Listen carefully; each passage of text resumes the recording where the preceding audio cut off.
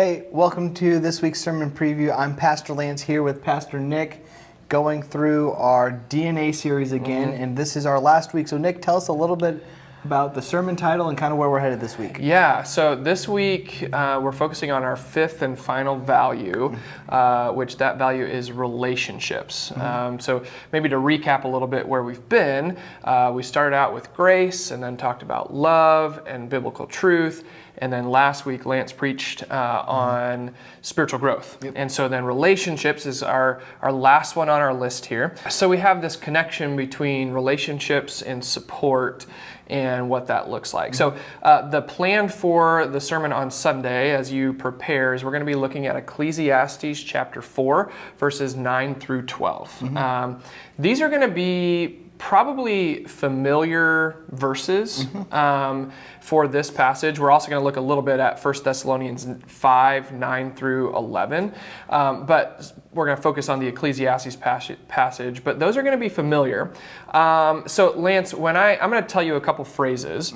And tell me maybe the first thing that comes to your mind. Okay, maybe some word association here. So the first phrase, so we're going to be two phrases here. First phrase is, two are better than one. And the second phrase is, three chords are not easily broken.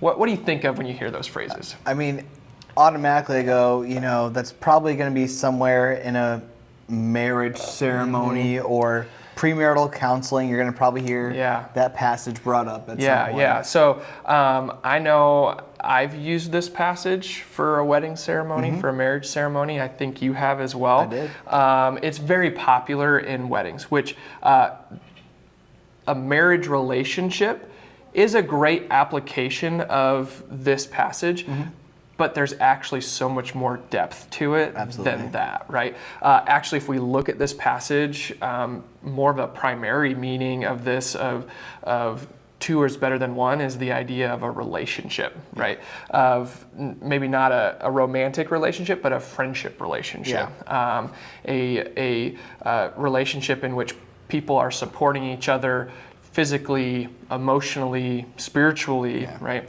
And so we see here in verse 10, it talks about if someone falls and there's two people there, well, then you have somebody to pick you up, right? There's somebody to lift you up. And when I think of that, the picture that comes into my mind immediately is a basketball team, right? I played a lot of basketball growing up, and if you get fouled or fall down or whatever, a lot of times you had a teammate or two or three or four that are right there to lift you up, to pick you back, get you back up on your feet and keep you going. But Lance, what do you think of when you think of somebody falls and there's somebody there to pick you up? What picture do you think of when you hear that? I always think about either when you're hiking or you're kayaking, if you're doing that by yourself, there's no one there. And so spending a lot of time outdoors like I have been, just the importance of having someone coming alongside of you, knowing that you're just you're having that relationship together as you're hiking. You're not only enjoying God's creation and just seeing God in a new way, but you're also building that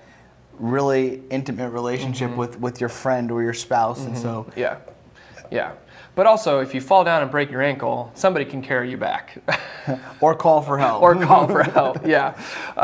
So there's some legitimate spiritual aspects to it, but then also legitimate physical aspects to it as well. So there is so much depth to this idea of two are better than one, where we walk through life together, where we engage in what the trials of life are and lift each other up in that and support each other. And so really the identity statement of we support each other through relationships, there's a lot of depth to that, of what that looks like within the church, right? And that's the whole idea here, is how is relationships part of our DNA as a church? How do we support each other as a church? How is this the part of our core of who we are, right? So as you're reflecting on this, think about this passage, look at Ecclesiastes 4, 9 through 12, but then think about this idea of who do you support and who supports you? Maybe it's the same people, but I think you can have a relationship in which you're the person that supports somebody and they may not support you back.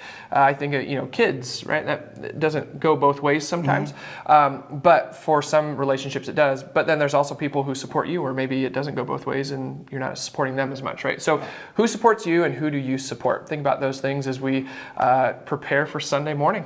Should be good. See you then.